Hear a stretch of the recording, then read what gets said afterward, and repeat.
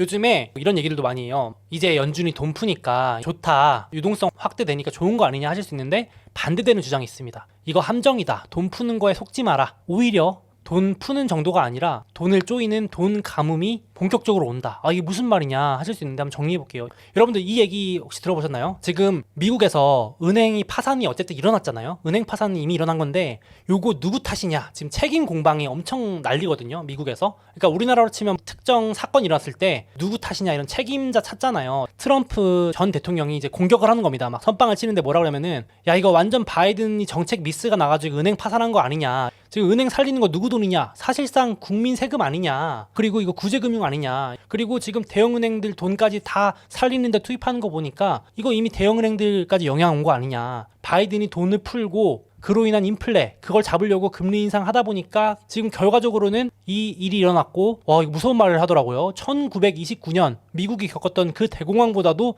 더 큰 대공황을 맞을 거라고 막 밀어붙이는 거예요. 그래서 요게 지금 미국에서 난리거든요. 그러니까 바이든이 이제 반격을 시작합니다. 그래서 뭐라 그러냐면은, 이게 다 규제를 푼 트럼프 탓이다, 이게 다 전임 정권의 잘못이다라고 얘기를 막 하는 거예요. 지금 이 공방인데, 바이든이 이제 이걸로도 분이 안 풀렸는지 바이든 대통령이 이번에 연설과 성명에서 두 번이나 콕 집어서 다 전임 대통령 탓이다 이러면서 얘기를 하더라고요. 그래서 결국은 트럼프 대통령 시절에 풀어준 규제 때문에, 규제를 완화해줬기 때문에 이 은행 사단이 난 거다, 방만 경영이 일어났고 문제가 터진 거다. 그래서 지금 왜 이렇게 막 싸우냐면요, 지금 미국인들이 벌써 금융위기 때 한번 아픈 경험이 있기 때문에 세금으로 퍼져서 은행권 살리는 거에 대해서 되게 여론이 안 좋대요. 그때도 은행 기껏 살려놨는데 자기들끼리 성과급 잔치하고 정작 미국인 대다수는 뭐 일자리 잃고 이랬으니까, 이번에도 설문조사 해보니까 미국인의 84%는 구제금융을 반대한다, 세금 투입 불가. 그러니까 이제 바이든 대통령도 그 민심을 아니까 연설에서 1번으로 특히 강조한다. 국민 세금이 아니다, 절대 국민 세금을 쓰는 게 아니다라고, 그래서 강조를 한 거겠죠. 그리고 책임론이 나오니까 전임 대통령이 완화해준 규제를 다시 되돌리겠다, 이렇게 콕 집어서 얘기를 했는데, 이 규제가 뭐냐, 이게 오늘의 핵심이거든요. 규제. 뭔 규제였냐면은 2018년에 트럼프 행정부 당시 이 중소형 은행에 대한 규제를 완화해줍니다. 풀어주는 거죠. 뭐냐면 금융위기 때 은행들 관리를 엄격하게 안 해서 문제가 터진 걸 알기 때문에 2010년 금융위기 이후 수습 과정에서 일명 도드-프랭크법이라는 걸 만듭니다. 도드-프랭크법. 쉽게 말해서 은행들 너네들 매년 심사 받아라, 스트레스 테스트라는 걸 받아라, 그래서 니네들 뭔가 이상 있으면 엄격하게 관리하고 현금 쌓아라, 요거였는데 트럼프 행정부 때 요걸 풀어준 겁니다. 일정 부분, 다는 아니고. 원래는 은행이 500억 달러 이상이면 무조건 관리받았어야 했는데, 이제는 중소형 은행 자산 2,500억 달러 이하면 너네 심사 좀 덜 받아도 돼, 아니면 2년에 한 번씩만 받아, 이런 식으로 풀어준 겁니다. 근데 아이러니하게도 여기서 문제가 터져가지고 지금 책임론이 트럼프 대통령까지 나가는 겁니다. 그래서 이렇게 지금 공방이 이어지고 있는데, 제가 이거 한번 소개해드린 적도 있죠. 연준이 금융위기 때 한번 크게 당한 이후로는 스트레스 테스트라는 걸 매년 실시합니다. 2010년 이후로 매년 실시해가지고 은행들의 문제가 있는지 없는지, 이렇게까지 매년 하는데도 지금 은행이 터진 거잖아요. 저도 솔직히 좀 놀랬거든요. 아니 연준이 금융위기로 한번 당해가지고 그 이후로 그렇게 일을 갈면서 자산 관리했는데 왜 은행에서 문제가 됐지 봤더니 이렇게 되는 거죠. 지금 보시면 대형 은행주들은 자산들도 많고 규제가 빡빡해가지고 문제가 없었는데, 그 밑에 2018년 이후에 풀어줬던, 딱 기가 막히게 2018년에 풀어줬던 2,500억 달러 이하의 은행들에서 문제가 터진 겁니다. 참 신기하죠. 그러니까 규제 풀어주니까 바로 문제가 나오는 겁니다. 이게 물론 이제 누적된 거겠지만, 그래서 실제로 파산했던 이런 은행들도 딱 규제 완화 대상이었고요. 지금 위기로 부상되고 있는 퍼스트 리퍼블릭 같은 회사도 2,500억 달러 이하의 규제 완화 대상이었습니다. 그러니까 이제 다시 이 규제가 강화될 가능성이 높습니다. 그래서 글로벌 돈 쪼이기, 돈 가뭄이 시작될 수 있다는 건데, 물론 연준 의장이 문제지라고 하실 수 있어요. 실제로도 연준 의장이, 당시에도 연준 의장이었거든요. 2018년 현직 연준 의장이. 물론 트럼프 대통령이 최종 서명은 했겠지만 연준 의장도 같이 결정을 했기 때문에 파월도 책임이 있다, 뭐 이런 얘기 나오는데 막 공격을 합니다. 지금 정치 쪽에서도 2018년에 연준 의장이 규제 이거 안 풀었으면 이런 파산 사태 안 일어났는데 규제 다시 강화하자, 지금 그래서 법안 발의하고 그러거든요. 그리고 캐시우드도 연준이 범인이다. 이제 곳곳에서 책임론이 나오는 겁니다. 캐시우드도 얼마나 이 연준 때문에 스트레스 많이 받았습니까? 성장주의 대가인데 금리 인상 때문에 지금 아크, 혁신주 다 박살났으니까 연준의 무리한 금리 인상 때문에 지금 돈이 다 말라가지고 예금 빠져나가서 문제 생긴 거잖아. 이런 얘기를 하는 겁니다. 이것도 뭐 틀린 말은 아니잖아요. 다 각자 입장에서 공격을 하는데 요거는 뭐 여담이지만 머스크 때문이라는 사람도 있어요. 머스크의 트위터 때문에 혼란이 더 커졌대요. 참 웃기죠 이것도. 뱅크런이 지금 트위터에서 일파만파 퍼졌대요. 그러니까 야 무슨 은행 위험하대 막 이런 거 있잖아요. 우리나라로 치면 뭐 카톡 오픈 채팅방 같은 데서 순식간에 야 어느 은행 돈 빠져나가는데 위험하다 이러면 막 몇 초 만에 전 국민이 알잖아요. 그러니까 이제 혹자는 머스크 때문이라고 하자는데 이거는 너무 간 얘기인 것 같고 이 정도로 지금 책임론 불고 있습니다. 또 추가로 하나만 더 말씀드리면은 이런 얘기 나옵니다. 골드만삭스가 책임이다. 그래서 제가 봤더니 진짜 이게 우연의 일치인지 모르겠는데요. 골드만삭스가 엉터리 자문을 해줬어요. 공교롭게도 뭐라 그러면은 이번에 파산한 실리콘밸리 은행 책임자가 골드만삭스한테 망하기 직전에 가가지고 야 이거 현금 부족한데 어떡하죠? 그랬더니 골드만삭스가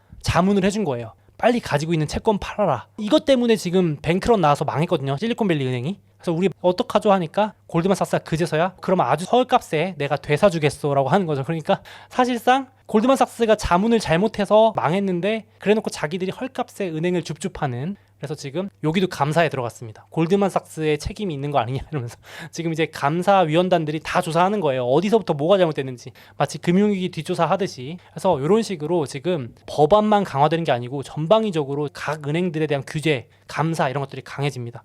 그래서 지금 연준도 중소형 은행들 규제 다시 강화하고요. 의회도 법안 발의하고. 이렇게 되면 뭐가 문제냐. 규제 강화되고 하는 게 뭐 좋은 거 아니냐 하실 수 있는데 투자하는 측면에서는 이제 돈 가뭄이 시작된다는 겁니다. 이게 되게 충격적이었는데요. 은행이 이제 한번 다 당했기 때문에 현금 확보 전쟁에 들어간다는 거예요. 한 애널리스트가 이번에 보고서를 낸 거 보니까 지금부터 은행들이 대출을 줄이면서 현금 확보에 들어갈 텐데 그러면 금리 인상을 1.5%포인트 하는 효과가 있대요. 야 이거 정말 충격적이더라고요. 그러니까 지금 만약에 미국의 기준금리가 5%인데 연준이 이대로 동결하더라도 가만히 있더라도 지금 중소형 은행들이 대출 걸어 잠그면서 현금 확보하면 금리가 6.5로 올라가는 것과 같은 효과가 난다는 거예요. 그러니까 우리는 단순히 연준이 이제 금리 안 올린대, 뭐 동결한대, 멈춘대 하더라도 심지어 하반기에 인하하더라도 실질적으로는 이게 돈을 줄이는 효과가 있답니다. 그래서 여기 인사이트 있는 말이 있어서 소개해드리면 중소은행이 전체 상업대출의 30-40% 결코 작지 않대요. 이 지역들이 지금 한번 쇼크가 났기 때문에 현금 확보에 집중하기 시작할 거라는 겁니다. 그래서 대출 해줬던 거 거두려고 노력할 거고 위험한 대출 안 해줄 거고 중소기업들이 돈 빌려달라면 안 해줄 거죠. 그래서 이 애널리스트에 따르면 연준이 올해 후반에 금리 인하를 설령하더라도 지금 우리 기업이나 가게에 대한 대출 기준은 훨씬 더 엄격해질 수 있다. 사실상 돈 푸는 게 아니다. 그래서 연준이 돈 푼다고 마냥 좋아할 게 아니다. 이미 은행 한번 쇼크가 났기 때문에 제가 봐도 중소형 은행들이 지역에 퍼져서 대출해준 금액이 작지 않더라고요.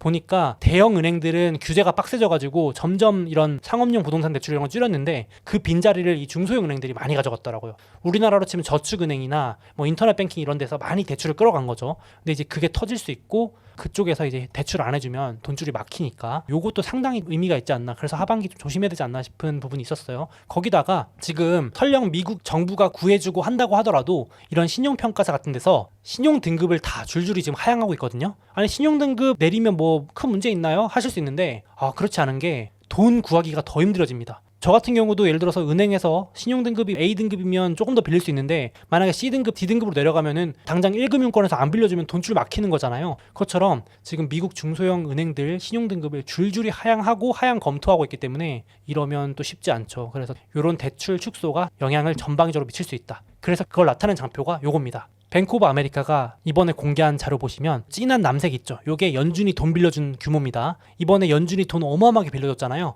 항상 이렇게 돈 빌려줄 정도로 뭔가 금융시장이 안 좋아지면 은행들은 뒤따라서 대출을 줄였다라는 얘기를 하는 겁니다. 하늘색입니다. 그러니까 금융위기 때도 연준한테 은행들이 돈 빌리러 갔더니 그 이후로도 가게나 기업한테 대출을 줄입니다. 지금 당장 현금 확보에 혈안이 된 거죠. 지금 기업 가게한테 빌려줄 돈이 없는 겁니다. 그래서 은행 위기가 보통 오면 대출 조건이 더 까다롭게 바뀌는 경향이 따라 나타나는 장표입니다. 이제 점점 더 까다로워지겠죠. 대출 좀 까다롭게 하는 게 무슨 문제냐 하실 수 있는데, 이러면 제가 계속 말씀드리지만은 안 그래도 지금 고금리에 돈 구하기 힘들었던 가게나 중소기업들의 현금 구하기가 더 힘들어집니다. 그러면서 자연스럽게 경기 위축, 침체가 오는 거죠. 과거에도 이렇게 대출이 깐깐해지면 침체가 왔고, 대출이 깐깐해지면 침체가 왔습니다. 대출이 깐깐해지면 침체가 왔고, 지금도 대출이 안 그래도 깐깐해지고 있었는데 이렇게 돼서 하반기에 더 깐깐해지면은 침체를 피하기 어렵다, 이렇게 볼 수 있겠죠. 그래서 좀 돈이 생각보다 빠르게 마를 수 있다, 유의를 하고 있습니다. 그래서 뱅크 오브 아메리카 뭐라 그러냐면은 연준의 마지막 금리 인상 이후에 주식 팔아라 전략이 괜찮다라고 얘기하는 거예요.